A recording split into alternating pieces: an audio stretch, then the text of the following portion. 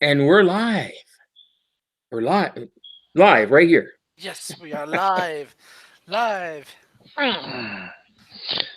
We're here. We're here.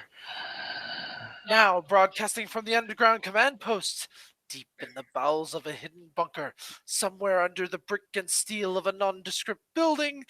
They've once again made contact with their leaders, which is two and a half Moshe. opinions. No, Moshe. He's the leader. Okay, something tells me you stole that from some radio talk show host. Oh yeah, that's who it was. Mark Levin. That's Mark who you did. Yeah, Levin. okay, Mark Right. Levin. all right. That's right. The great one. Out of a lot of the conservative talk show hosts, Mark Levin is one of those ones that you only hear him late at night, but he's still rather interesting to listen to. Oh, he is so annoying to me. He's got great comments and good points and such, but he is so annoying. But anyways, the two and a half opinions. Welcome, welcome, welcome. We're live from cloudy, cold, dreary Oklahoma. It has been cold all week with ice and ice and ice. It's been a crazy week in Oklahoma. I hope you're wherever you are, you're staying warm and comfortable and enjoying Shabbat. And Frank, Jesse, what are we talking about tonight?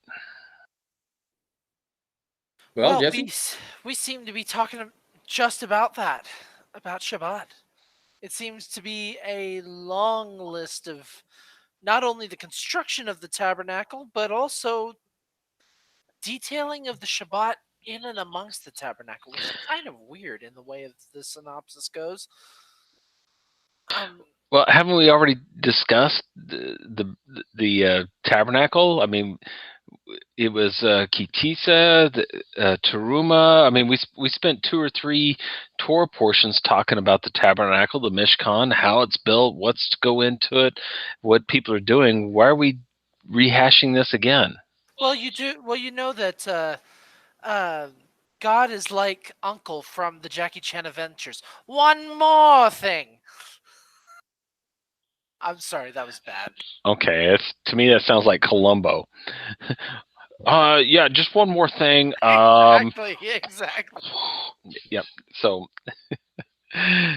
all right. But So, isn't it important that they're actually taking a gathering this time?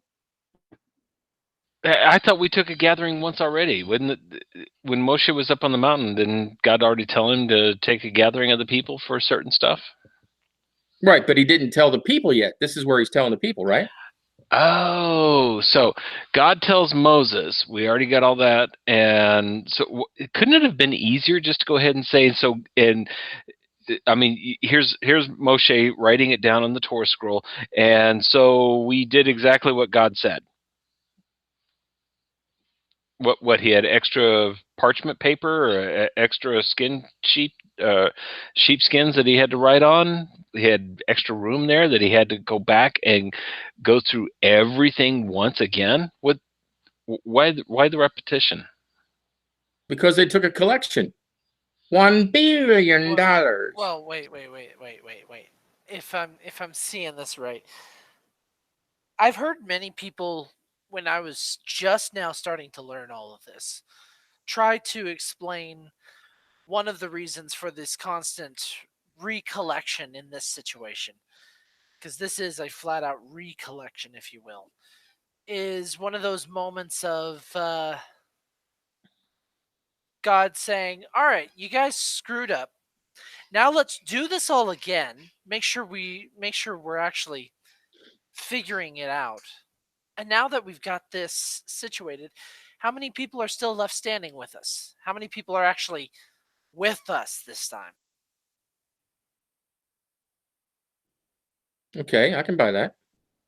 But what else? Which that's just a beginning. That's just a beginning understanding, but there's got to be plenty more. And I think that's what we're trying to jump into today, considering the fact that uh, I believe Frank, you're covering. What are you covering? What are we all covering today? Just so that We're everyone all knows. covering the Torah. Okay, so let's go ahead and jump into it. We're going to read the first aliyah, which is Aliyah. Jesse. What is that? And It's actually the first 20 verses of Exodus 35.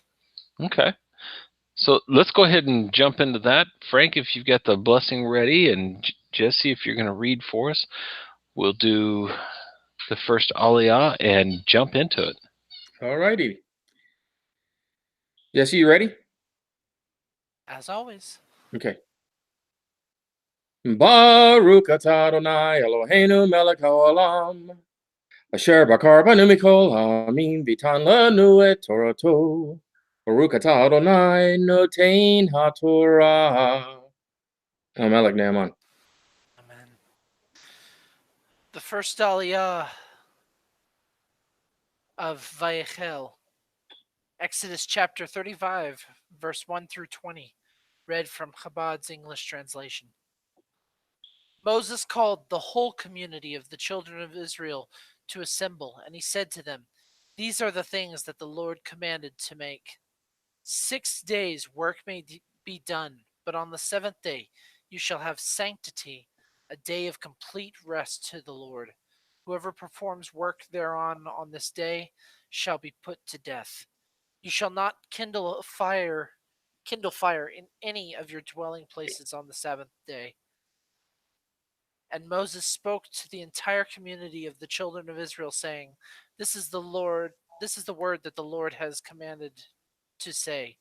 Take from yourselves an offering for the Lord. Every generous hearted person shall bring it, namely the Lord's offering: gold, silver, and copper, and blue, purple, and crimson wool, and linen, and goat hair, and ram skins dyed red, takash skins, and acacia wood, and oil for lighting, and spices for the anointing oil, and for the incense, and shoham stones, and filling stones for the ephod, and for the chosin. And every wise hearted person among you shall come and make everything that the Lord has commanded: the Mishkan, its tents, and its cover, its clasps, and its planks, its bars, its pillars, and its sockets, the ark and its poles, the ark cover and the screening dividing curtain, the table and its poles, and all its implements, and the showbread, and the menorah for lighting, and its implements, and its lamps, and the oil for lighting, and the altar of incense and its poles, and the anointing oil and the incense, and the screen of the entrance for the entrance of the Mishkan, the altar for the burnt offering, its copper grating, its poles and all its implements, the washstand and its base, the hangings of the courtyard, its pillars and its sockets, and the screen of the gate of the courtyard, the pegs of the Mishkan and the pegs of the courtyard and their ropes, the meshwork garments to serve in the holy garments for Aaron the Cohen, and the garments of his sons in which to serve as the Kohanim. The entire community departed from before Moses. Baruch atah Adonai Eloheinu melech haolam. Asher natan lanu Torah imet b'kayei olam nota b'tukenu. Baruch atah Adonai notein ha'Torah. Melech Naaman. Okay, so what's all that mean? Well, it's a rather interesting mix, if I do say so myself, considering that we're like about to talk about the construction of the tabernacle, and then we suddenly say, "Remember, Sabbath. You must focus on the Sabbath." How does that Okay. situation? Yeah, so we've got the first four verses of our Torah portion. The first verse, Moses called the whole community, Vayechel. And instead of, like in so many other places, in fact, almost every other place, it says, and Moses spoke to the people saying, this time it is Moses calls the whole community. This is a little bit astray from how it's normally presented to us. And without focusing on it too much, it's just a little bit different of an introductory, because like I said, 99% of the time, and Moses spoke to the people, or Moses said to the people what the Lord had commanded, etc., etc. This time Moses calls the whole community together, and then he tells them, these are the things the Lord has commanded me to make. And we go straight into 6 days of Sabbath. If you work on Sabbath, you're going to die. Don't kindle a fire on Sabbath in any of your dwelling places. And then verse 4, and Moses spoke to the entire community of the children of Israel, saying, this is the word that the Lord has commanded to say. And then he starts off. So these first 4 verses is a strange introduction. It's verse 1 and verse 4 are almost repetitive. Verse 2 and verse 3 are totally out of place. And verse 3 doesn't really have anything to do with verse 2.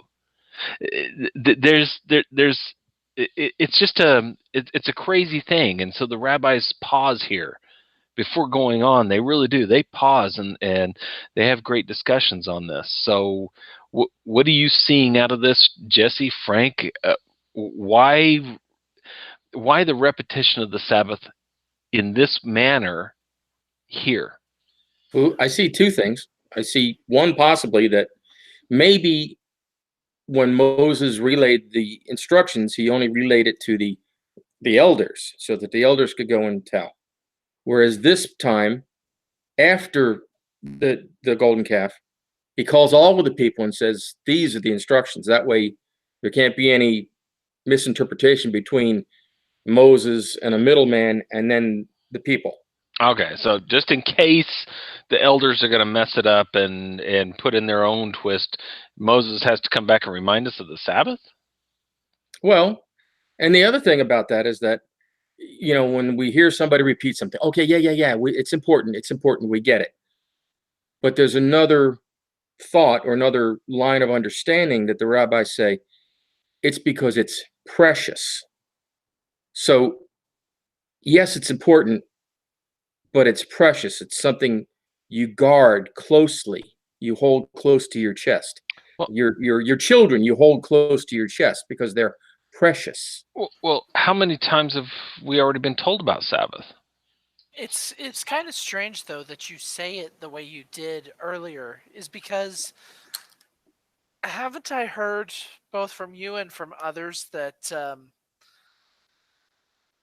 the understanding that God had said about a lot of the commandments is, you will not do it.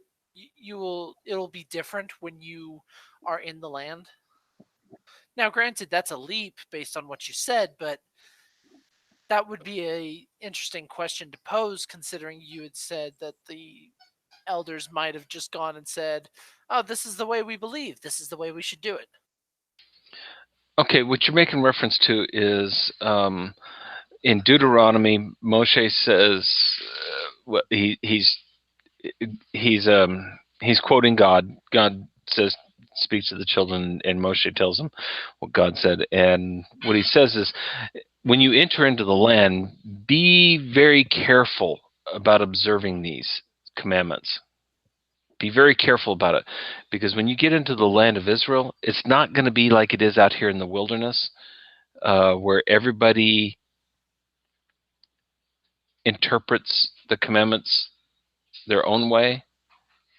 When you get into the land, it will be this way, or you're cut off.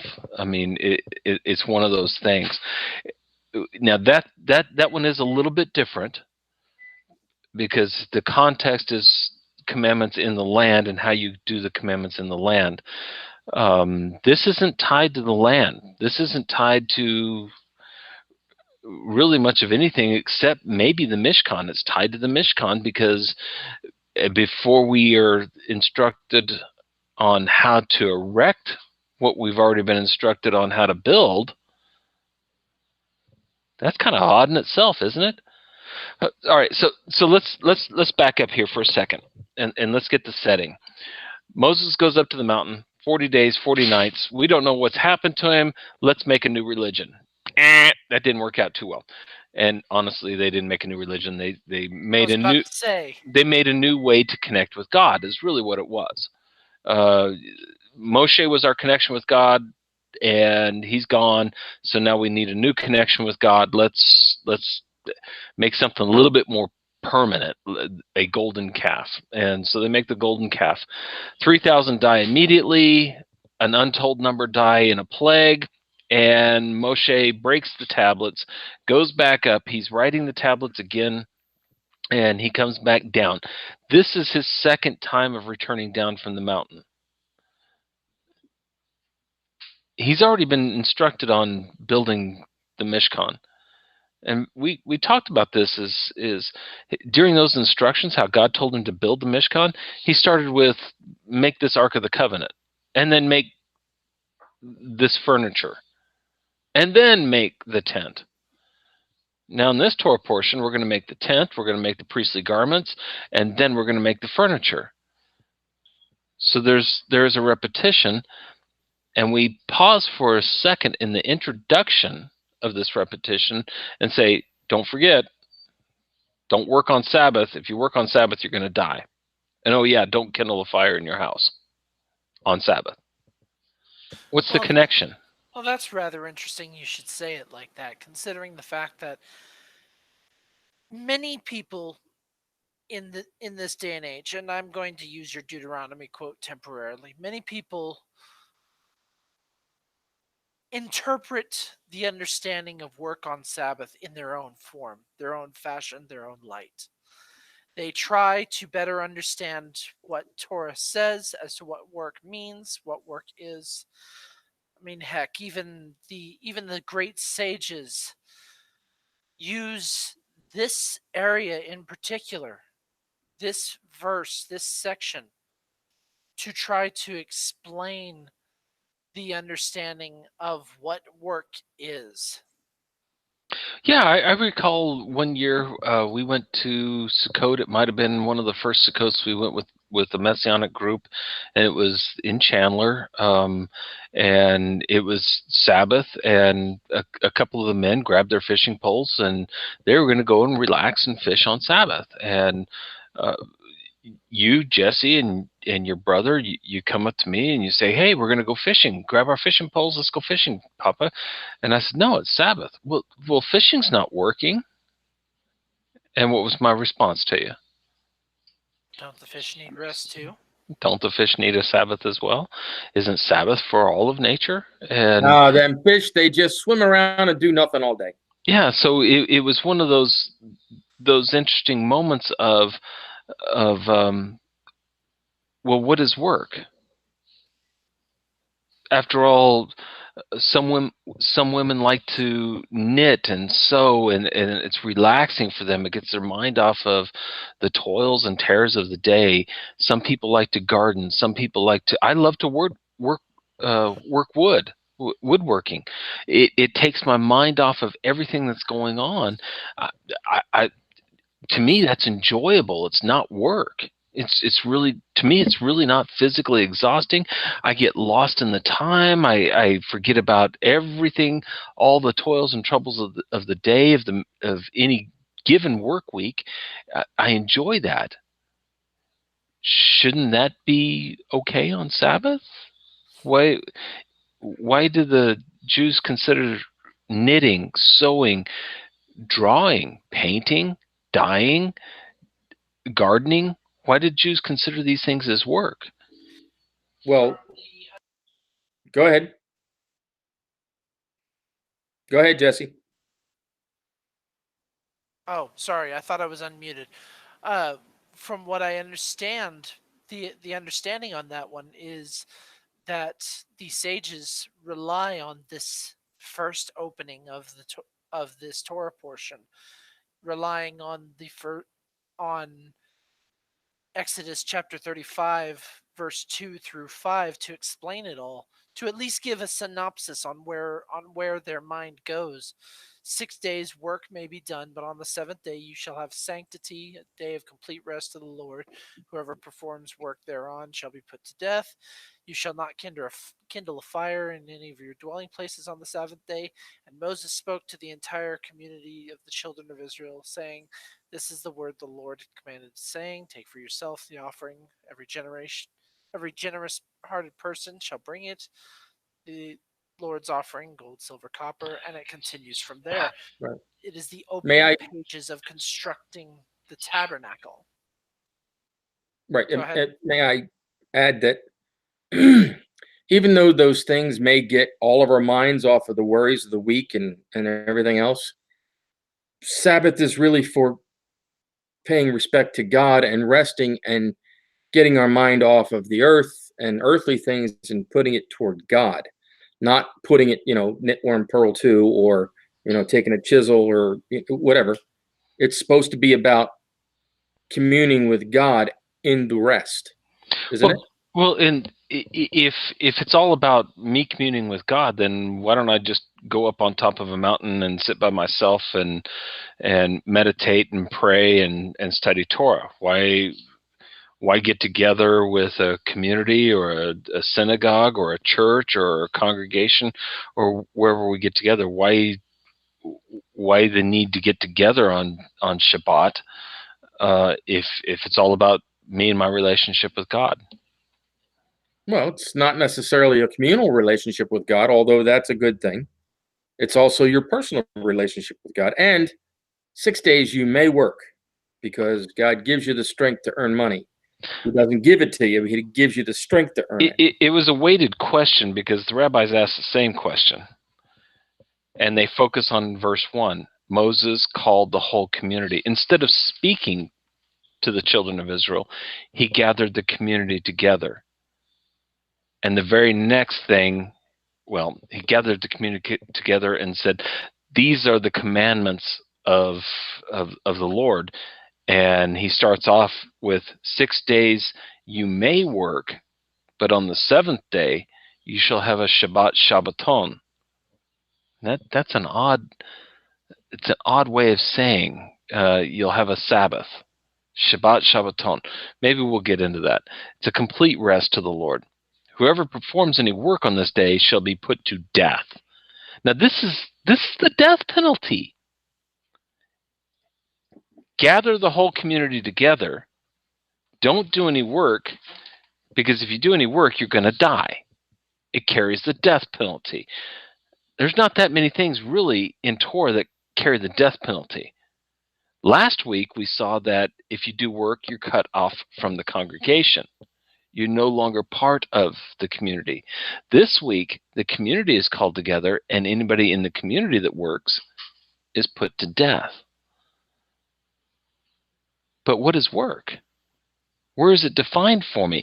If it's so important that I'm going to die if I do it, can I define what work is? Well, Does as you said, does God define it anywhere in Torah for me? What is work? Because after all, it carries a death. Frank, if I come over to your house and I'm going to be the Sabbath cop here on the beat, and I see you do something that I think is work, I can kill you for that. Yeah, but no. if I understand it correctly, we are missing the point here. I understand where we're trying to go with it, but the major understanding I've seen is the point is totally missed. The work, yes, is of importance, is a major stipulation and situation, but the problem is we are focused so much on the physical understanding of what we believe work is, when the actual understanding is what is transpiring. How does God view work in How this does sense? God define work? And that's a tough one, because really, if nothing is impossible to God, if God is all powerful, he didn't break a sweat. He didn't even have to breathe hard whenever he spoke the world into existence. So how was that work for him that he had to rest? He worked 6 days and he rested on the Sabbath. Rested? Why does God need rest? If my God is going to get tired and worn out that he needs to take a break, he's not God to me. So, Jesse, you're bringing up the valid point. what does it mean to be work for God? That God is saying, this is a different time. He's already described that this Mishkan is a different place. And he's gone into great detail, and we're going to continue in that detail of the place. But now we're going into something about time, and you don't do any work during this time. But there's nothing in Torah, the first 5 books, that tells me what work is. But if I do it, I'm worthy of death. So how do we define this? I mean, the sages took this serious. They took it serious, so serious that they weren't going to even encroach. And so we're going to put fences around fences around fences, so we don't even get close to performing any work on Shabbat. What Well, as you said before, work is defined in the first book in Genesis when God is creating things. Okay, And but here I it's can't defined. call. But again, God called these things into existence. What did He actually do? I'll get to that. Hold on. And here in this part, it's defined. What is work? Obviously, it's the building of the Mishkan is work. God is telling us not to work on Sabbath, even to build the Mishkan. The major work, or the major thing that's considered work, is creating something. So if you're creating something, that's work. If you're building a bookcase, that's work. If you're creating animals, that's work. You just have to take a look at everything to know that's work, and not to do it on the Sabbath, because the Sabbath is precious to the Most High. Blessed be He. How about we run with that? Let's jump back to the beginning real quick. In the beginning, there was nothing, and God created everything.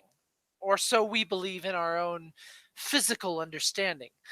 In God's mind, it's more like in the beginning, there was everything. I just chose out of love for a creation that I have brought into existence. I chose to give him, her, the entity, a dwelling place, a place where it can survive within me. Okay, so what In a you're sense, I it's a want to slow down for a second, because that you make a very valid point, and this is great. So you're saying that in our existence, our perspective, looking to the infinite, in the beginning, God created everything, but in God's perspective, everything is in existence already. I just created a space and a time for you to exist. yes. Okay. All right. So go with that. I'm sorry. I didn't mean to. No, I no, didn't you're mean to good. You're good. derail you, but You're good. It was more of a steam moment. So just trying to build back up that steam is the only issue. Um, to continue on that. All right. If he created space, time, molecules, the laws of physics, thermodynamics, everything, just so that humanity as a whole can exist. What is he asking out of us to separate the Sabbath? Even to not do work on the Mishkan, or to stop work. keeping in mind that we're created in the image of the very thing that created all things. Exactly. Right. So He's asking us not to do what He did on one day a week. But this is the most important thing that involves everything of all of us as a community, is building a place for God to exist. And we're doing this because He built a place for us to exist.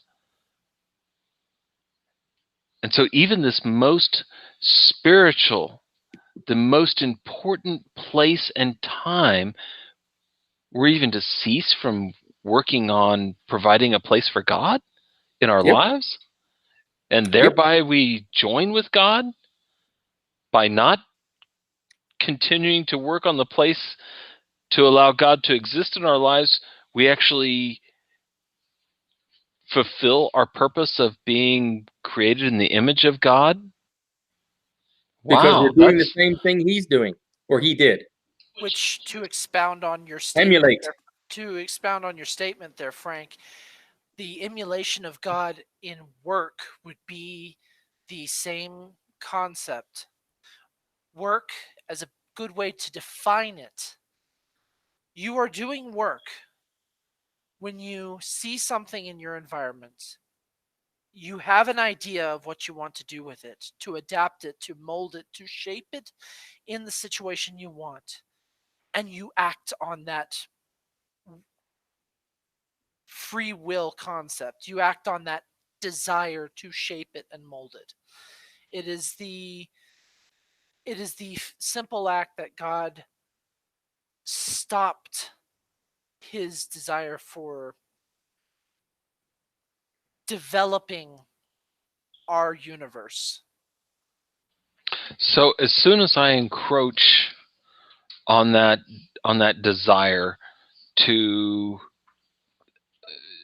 continue or to create anew, even if it's something as simple as, and here's one of the crazy things, the least of the 39 categories of work that the Jews give us. There's 39 categories of work that are forbidden on Shabbat. And those 39 categories of work are based on the types of work or the categories that it took to build the Mishkan. So, Frank, you and Jesse, you hit it on the head. Of work is anything described after verse 4 of this chapter, or really in this whole Torah portion. Everything that goes into building the Mishkan, the clothing, everything about this is considered work that you're supposed to cease from. And so the rabbis and the sages say there's 39 categories of work here. The very least of these is carrying a load. Because after all, you had to carry the gold, carry the copper, carry the clothing, carry the skins, carry whatever it is to bring it to the place to be manufactured for the Mishkan. So even carrying a load on Shabbat was considered work on Sabbath. And there's an old saying that comes from the Talmud, one of the Midrash, that you cannot carry so much as a feather outside of your house. But inside your house, you can carry a bed or a sofa or a chair, a heavy load, into a different room for a guest. Inside my house, carrying something for a guest is not considered work, but something so light as a feather that weighs nothing, it takes no energy whatsoever, taking that outside of my house, now that becomes work. Because why? Where does that come from? Because Moshe doesn't tell us. Where does that come from that I can't even carry a load? Well, I'm glad you asked. Jesse, did you say that? I didn't hear you. You almost kind of started going off on there somewhere, considering the understanding that has been expounded on God creating us in his image, making us a godlike entity, would be the ability to create something out of nothing due to the simple act of selfless love. That took nothing. Childbirth, if you will. Oh, okay. All right. I see. All right. I'm going to hold my thought and let you carry on with that thought, because this is going into some great stuff. So what do you mean by that? Are you trying to tell me that God gave birth to the physical world? How does God give birth? That's a good way of putting it, considering the understanding. If you bear with me for just 2 seconds, there is an understanding in Jewish teaching of Zimzum, which is the mindset of God contracting or separating himself from the physical realm. in order to create something in the space that he is in, he would have to open and contract and separate himself from this one area. The closest thing we have an example to that in today's society is childbirth. The womb. And that is The yes, womb. because every organ, every muscle, every sinew, every part of your body is meant for your survival, your living, except that one section where a child is born, and that section is solely there for the child's survival so that it can develop before All right. birth. So if I can expand on that or try to understand it and explain it, so in the beginning there is God and there's only God. There is absolutely nothing else. And for God to begin creating something, there's not a place for him to do this creation, is there? Because there's only God. And so for God to create anything of a physical existence, he has to separate himself from that, because God is purely spiritual. In a way, he's pure energy. And that's just I'm trying to come up with human terms to describe it. And so he begins to withdraw himself from an area, and that's the contraction and concealment. He has to conceal himself and withdraw himself. And that's what the Hebrew word zimzum is a contraction and a concealment in order to create a place for physical reality to exist, because everything else is God. Now that brings up an odd question. Where does hell? Where is hell? I'm not I'm thinking not out going to go there. 10 Let's foot not. pole. Hell is a construct of the human mind. Yeah, let's not go there. Let's not go there. But if all there is God, and he creates a space for physical existence, then it does take on the shape and the form of a womb, because in order for anything to exist, God still must have a line going into that space. He still must have some type of connection there. And it's almost like an umbilical cord going into the womb to create the universe, everything that's here, in order to create the world, in order to create his image, which is us. And there's this umbilical cord going through this womb. That is it's a mind-blowing concept. All there is God, and in order for him to create physical existence, he must separate himself as much as he possibly can, but yet keep a thin line in connection there, because if it's too much God, physical existence is absorbed by him, just by And if his there's very. no God, physical existence dies. Say that again. If there's no God, physical existence dies. Yeah, if there's no connection between God and the physical, then the physical once again is absorbed. It vanishes. So here we have this, and God ceases from this. Last week we read that God ceased from his work and was rested. English it says rested. Hebrew it says nephesh.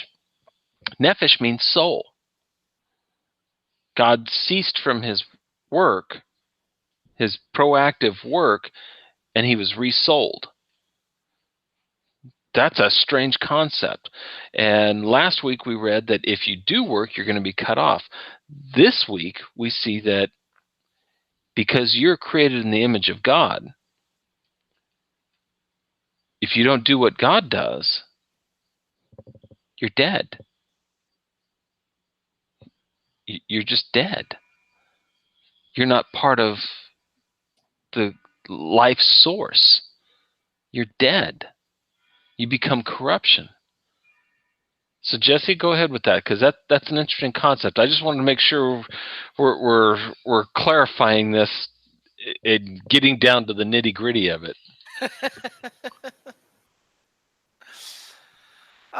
See, now I've lost my train of thought. I do that.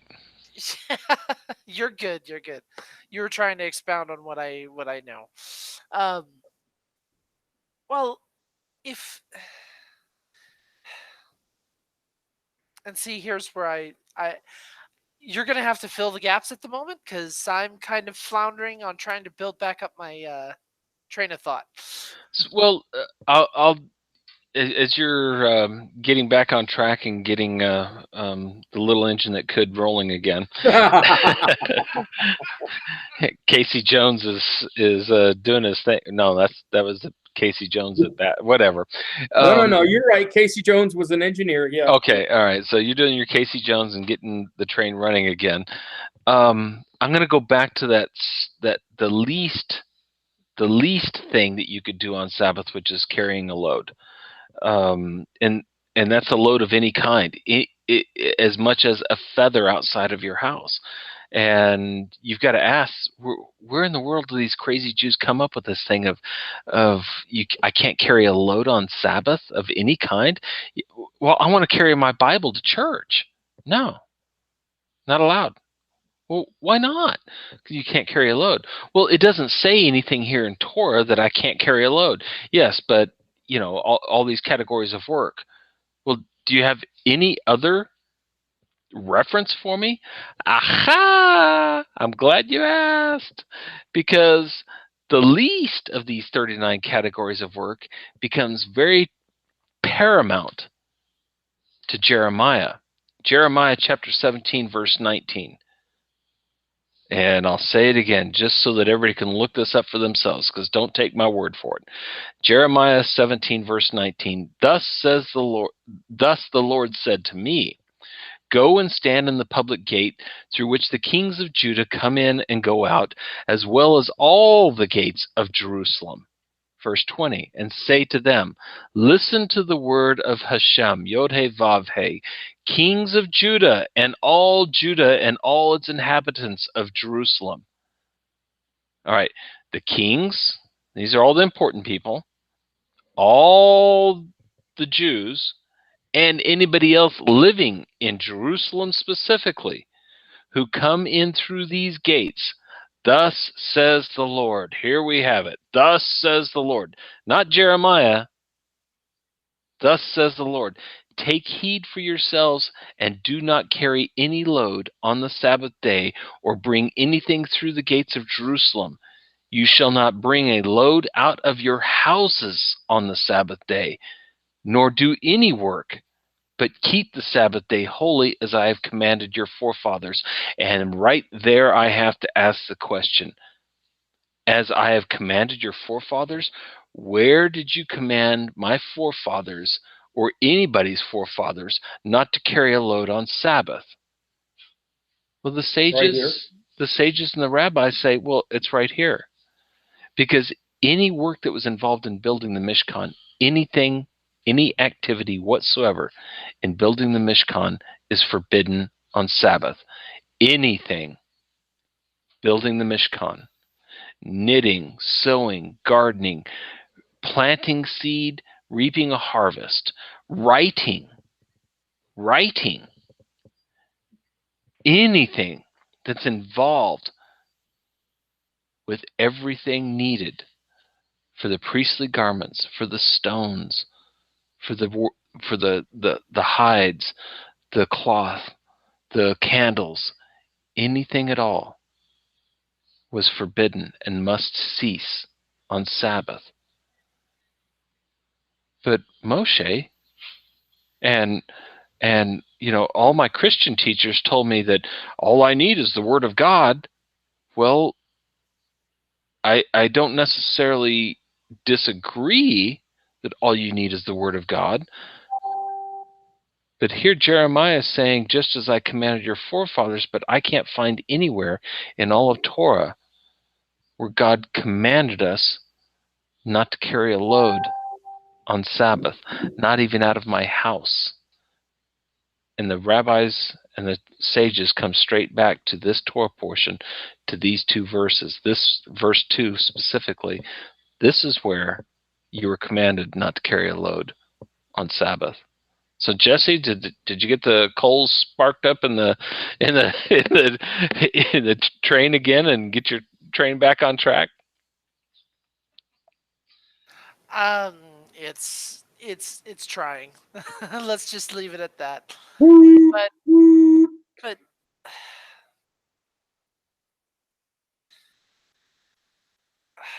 see, at this point, I'm not entirely sure where to continue with this because I get this odd feeling, this odd sensation that I got my point across and I'm there at it, but if it needs to be expounded on. Well, let's go back again because maybe this will help get you re-engaged with your thought process. Again, for what is work for God? Now, during that first Dakota at Chandler, when some of the guys wanted to go off fishing, and we had to sit down and we had to discuss this. Part of it was, are we having an effect on nature? Because after all, that's what God was doing. He was creating nature. He was involved in nature, and then he ceased from his interaction. No, not interaction, because nature can't exist without an interaction. His involvement, no, because God has to be involved with nature for it to continue to exist. So again, how do we define from God's perspective what is work? After all, my God can't get tired. He doesn't need rest.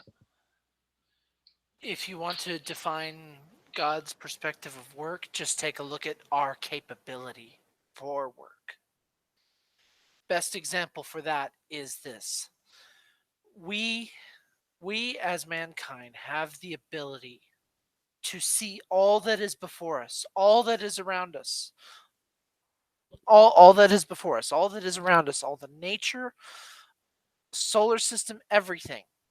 And we are able to take what we see, we are able to adapt it to what we need. We are able Oh, to construct and carve a piece of it out so that we can so do what we need out of it. so does some of this come into our own desires? Because what we've been trying to present year after year, Torah portion after Torah portion, and especially these past couple of weeks, is that the Mishkan is man's way of creating the Garden of Eden, a place where we can meet with God, a place and a time. Again, there's only God, there's nothing else. Think of a white sheet of paper, and there's no edges to this white sheet of paper. There's nothing other than this white sheet of paper. Nothing else exists. And God has to start pushing aside himself to create a place for us. And after he's created this place for us, he created a place where we can meet. And that would be the Garden of Eden. We took it upon ourselves to eat of the tree of the fruit of knowledge of good and evil, whatever that may mean. And then we started doing things our own way. And it got so bad that God had to say, all flesh is become corrupted. Only the second time in all of Torah did we see flesh had become corrupted, and that was last week with the sin of the golden calf. Those are the only two places in all of Torah where God says flesh has become corrupted. One with Noah, and one with the sin of the golden calf. Corruption. But during the sin of the golden calf, God is giving the instructions for Moshe, you create the garden this time, and I'll meet with you there. And this is the continuation of it. This is actually Yom Kippur. This event that we're talking about in this Torah portion this week is Yom Kippur. Moshe went back up on the mountain. He got forgiveness for us. There was no goats and bulls and rams. There was no sacrifice whatsoever. It was purely repentance, teshuvah, and God said, okay, I forgive you. Let's move on. Let's do it this way. Continue on with building the garden where I can meet with you. So with this time and this place, we cease just as God ceases, so that we can enter into the garden with him. Now here's the fun part.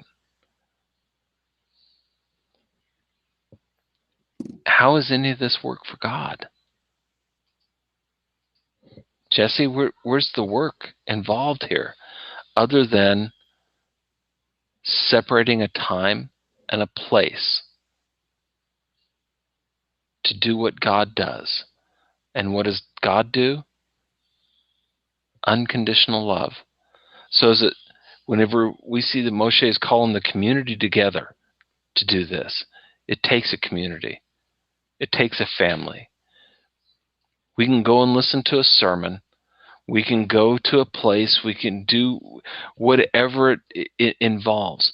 The point is, we're enjoying each other's fellowship with the one that created all for us. And that's the point of these first 4 verses. Creating that time and that place, and doing it in the way that he commanded to do it, and joining with him and fulfilling our purpose. And our purpose is we were created in the image of God. How did we fall? What was it that Chava, that Eve saw? What was it that Adam and Eve saw and did? Jesse, Are you trying to gesture back to our conversation earlier? Earlier, yes, The because one about this really gets into the heart of what is work based on my perspective and God's perspective. It really does. It's not so much what Frank calls work, what you call work, what Rabbi so-and-so calls work, or anybody else calls work. It gets into the perspective of this is God's garden, and he said, you can have all of this. You have free reign of my house. Just don't go into the bedroom. Free reign. You can go into the cupboards, you go in the cabinets. You can get food, you can relax, you can chill out, you can play Xbox upstairs on the TV. You got free reign of the house. Don't go into the bedroom. He didn't say it was bad. Notice that. Go back to Genesis chapter 2. He didn't, and Genesis chapter 1 and 2. He didn't say the tree of the fruit of the knowledge of good and evil was bad. Ra is not there. He didn't even say it's not good. He didn't say lo tova. He didn't say ra. He said, don't touch it. Don't eat of this. So the tree wasn't evil. The tree wasn't bad. He said, don't eat of it. What is intrinsic in it, Jesse? And Frank, if you can weigh in on this, what is intrinsic in the idea that I took it upon myself and use Chava's words, use Eve's words. What did she say? That she saw it was good to eat. She saw that it was tov haaretz. It was good for food. She determined for herself from her own desire. It was her desire. Only the king can decree something good or bad by his desire. She usurped the king, and Adam followed with her by saying, God, you gave us the garden. Everything is good for us. But now I'm declaring this is good for us as well. Now I am the king. And that's the difference when we get into declaring what we think is work and not work. We are declaring we are king, and we're not building a garden and separating the time. When we declare that Sunday is Sabbath, or Monday or Tuesday or any other day of the week, we're declaring we are the king. God, you meet us on our time. When we declare, now this is work, but this is not work. I want to knit, and I want to sew, and I want to work on my wood, and I want to work on my car. I want to work in the garden. I want to carry stuff to the congregation or the church. We're declaring we are king based on our desires. Only the king says, I desire it, so therefore it must be true. The king doesn't have to work. He desires it. He speaks it. It's true. Adam and Eve desired it. They spoke it. They thought it was true, and therefore they pronounced themselves king in that action. You come into my house, you have free reign. There's only a couple rules, not much. Wipe your feet, treat my family with respect, don't go into my bedroom. You go into my bedroom, you are no longer allowed in my house. Sorry. Shabbat.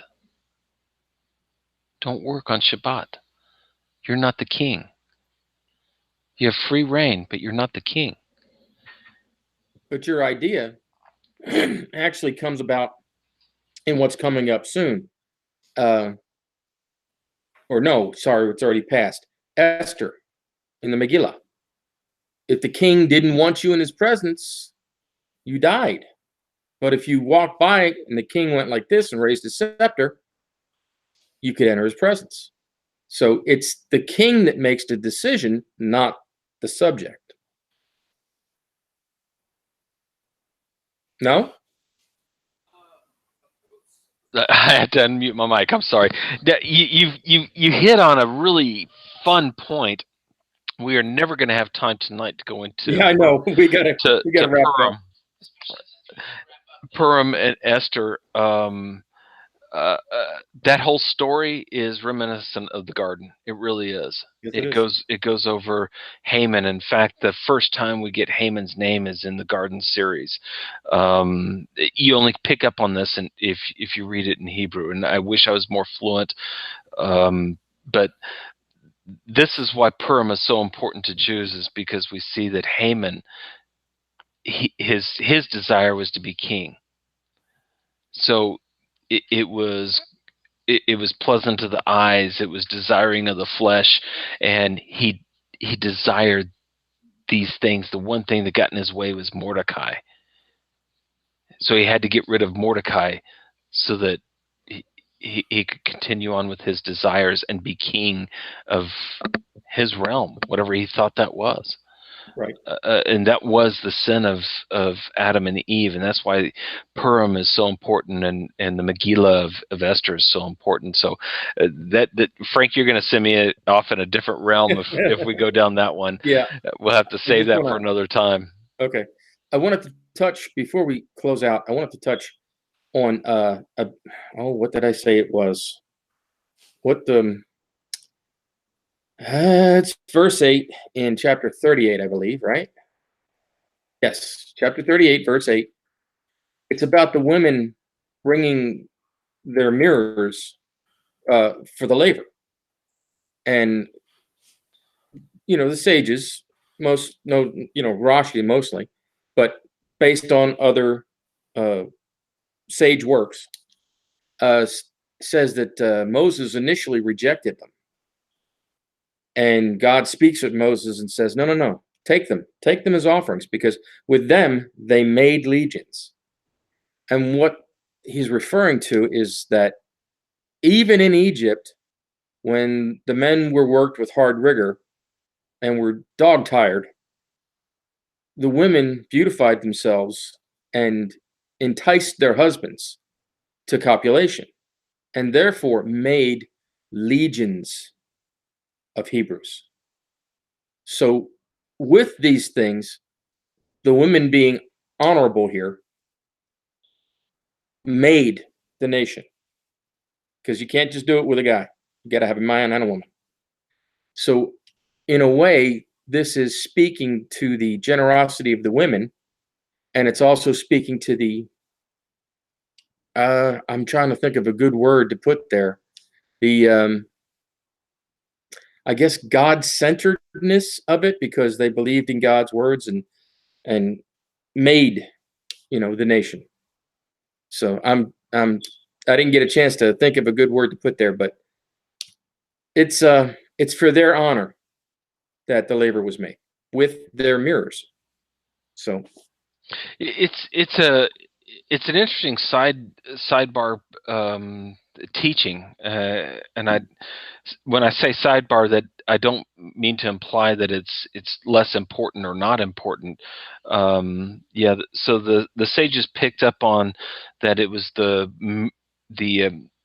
copper pots were made by the mirrors of the women, and that during the hard labor in slavery under Egypt, one of the reasons that that we procreated, or that Israel grew so fast and so strong, was because the women took it upon themselves to take extra time to make themselves more beautiful and more available, and it was these mirrors that they looked at to make themselves more beautiful and more attractive to their husbands, that helped create the growth expansion while in Egypt. Even under slavery, they were looking at each other and life, the value of life and procreation, and the value of within that, because not only their desires but the desires of all of us should be that God is life, and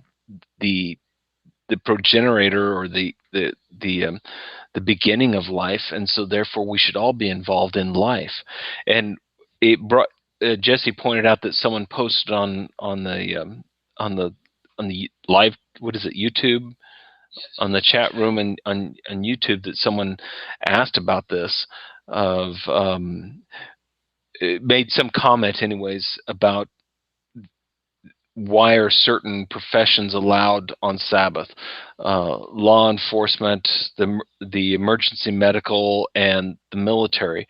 And it is only from the aspect that these are concerned about conserving and promoting life that this type of work is allowed, as long as it's for life.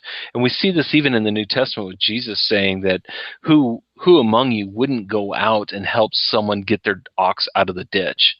After all, it's about life. Well, exactly. it wasn't so much the life of the ox, though that was important. It was that ox is a means of living for this individual. It's a means of making money, and the purpose of the money is to feed the children. So when it becomes that extreme and that important to promote life, then you're allowed to do certain things on Shabbat that would be considered work otherwise. Right, and the fact that the animal's in distress in the ditch, how is that animal going to get his rest or her rest on Sabbath like they're supposed to, according to what the Most High said, blessed be He, right? So naturally, the idea is get them up out of the ditch, taken care of, and then let them go into their rest. And that's what I mean, is even though it's the life of the animal, it's even more so than that, because this is an ox, and an ox is used for work that brings about food and shelter and etc. for the family. So you can come up with all kinds of things. I caution you, be very careful, because there's a lot of things that are not as important for life that could not wait for a day. But there are certain things, and I've brought my sons in to do work for others on Shabbat, because it was for life. It was one of those important things, and you've got to be careful with that. It's just not trying to read into God's mind, but at the same time, I am trying not to put my desires in the place of God's desires, and therefore tread upon Adam and Eve with the tree of the fruit of knowledge of good and evil, of saying, well, it's desirous for me to be good, so therefore it must be good. I'm not the one that decrees this to be good or to be evil. It's what the Torah calls to be good. And the Torah didn't say the tree was good or bad. It's just said, don't touch. I'm sorry, don't eat. Don't eat of it because you're not the king. This isn't your garden. I've provided a place for us to meet, and I've provided a time for us to meet. So, Jesse, With that, you I'm said, afraid we got to get going. yeah, Jesse, you said there was something else in the chat room. Was there another important question out there? I'll try to read all of these real quick, and I'll read them as fast as I Well, can. just pick out one or two striking ones, Well, and let's see if we can address it real quick because we do have to get. okay, let leave. me see. I'm gonna read a good chunk of them just because they're short and brief.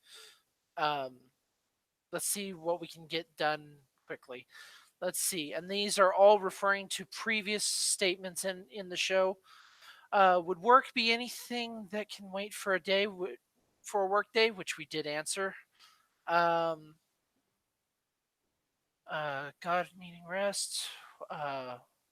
Do we know what rest is? Who are we to know what rest is? Rest is, and that's what we're trying to get at is, for one, God doesn't need rest. So, what does it mean for God to rest? And we saw last week in last week's Torah portion, Ketisa, that in English the word is translated as rested, but in Hebrew the word is nephesh, and nephesh always means soul. And so, how is it that God was resouled or had a second soul on Shabbat? And this is where within Judaism we see that we have a double portion on Shabbat. That's why we have two loaves. That's why we have two candles.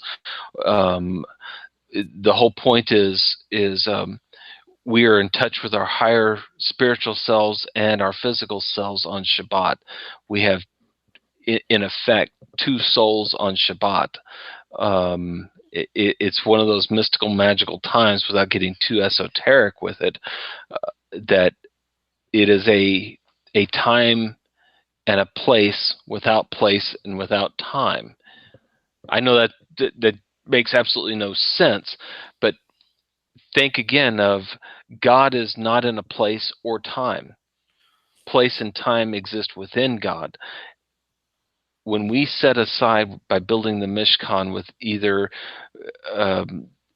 in our meager standings of where we are and how we are, we set a place, a time, and the place to meet with God in the garden, then we are meeting with Him in His place and His time. He has no place. He has no time.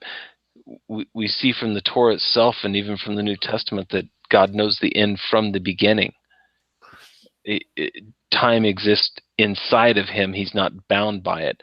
So when we enter into Shabbat with Him, it's as if all the mundane, the worries of the 6 days of week, your boss, your neighbor, your whatever is outside of you, they cease to be of matter to you on Shabbat. The mundane is done away with. So there's no more time. You don't have to worry about tomorrow, the first day of the week, because right now you're in God's time, which means He's already there tomorrow. You're in God's place, which means what you have before you is all that you need. We had the whole world, but God put us in a garden. The entire world, but God put us in a little bitty area, and the earth freely gave forth whatever you need for this moment to commune with me, says God, is provided for you. That's all you need right now, in this place, in this time. That's all you need.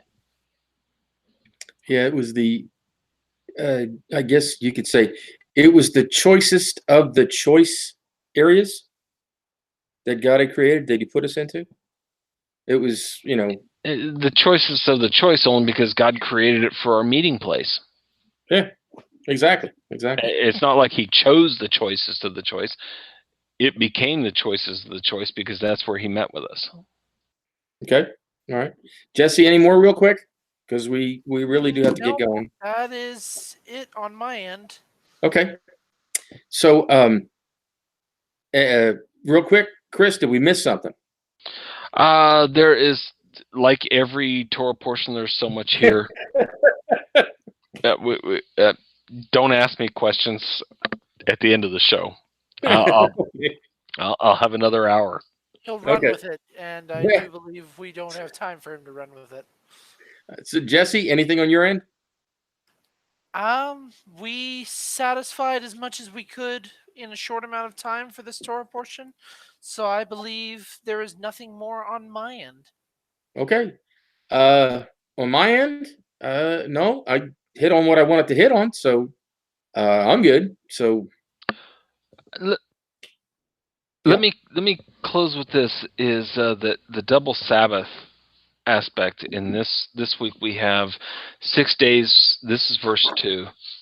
6 days work shall be done, and it's not the imperative as it is in other areas. It's actually a passive. In other words, 6 days work can be done, not that you have to work 6 days. This verse is a little bit different than in previous areas. Work can be done, and we see a passive aspect. But on the 7th there shall be to you a holy day, a Sabbath of solemn rest.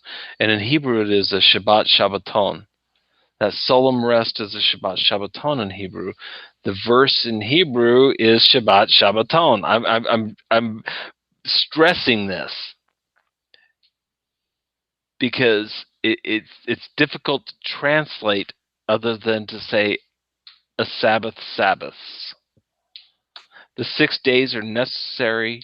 They're a necessary preface to the 7th.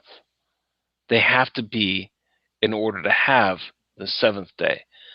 For the Shabbat to be a day of solemn rest, it must be preceded by work, and the work itself must be passive work. In other words, the focus is for your needs, not the future and not the past. And that's the tough one that we all struggle through constantly, with true focus of one's attention elsewhere violates even the passive aspect of this verse for working during the mundane or the 6 days of the week. Hence, the verse says for 6 days you may work, not that you have to work as in a command to work 6 days. It is written on the Shabbat, a man should regard himself as if all his work were complete and done. It's final. Friday evening, as you come into Shabbat, everything you've ever done is complete. There's nothing left to do. That's it. Now rejoice in the work that you've done. If during the 6 days you'd been preoccupied with marital concerns, on the 7th day anxieties will invade you, and you'll not be able to clear your mind with your spouse, with your children, with your boss, with the neighbors, with anything. Gaze at the glory of the King in Torah, in prayer, and with the community. This is why I mentioned earlier what the rabbi said, that during the 6 days of work we should be occupied but not preoccupied by the secular activities of this world. This is not another worldly teaching. This is not some esoteric thing of we're meant for off-planet existence. That's not what I mean. A person becomes overwhelmed with the day-to-day interactions and distractions. But that preoccupation with such does not allow for you to cease from your works and rest. And I think that's kind of a tough lesson for me. Is I'm constantly getting caught up with, I have to strive for better. I have to strive for more. I can be better. In the Army, when I take PT test, after I finished the push-ups and the sit-ups and the 2-mile run, after the 2-mile run is the last one you would do in the Army, and after I finished that, I go, oh, I could have I could have given it just a little bit more. The passiveness in the Hebrew of this verse is, don't be preoccupied with what could have been. Call it finished and enter into my Shabbat. That's all I have for tonight. Okay. That's good. That's good.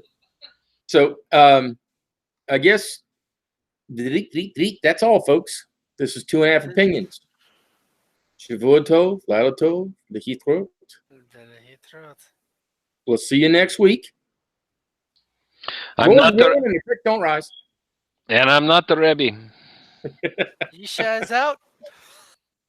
I'm Frank. Remember, the irreverent one. Take care. We'll see you next week. Shavua Tov.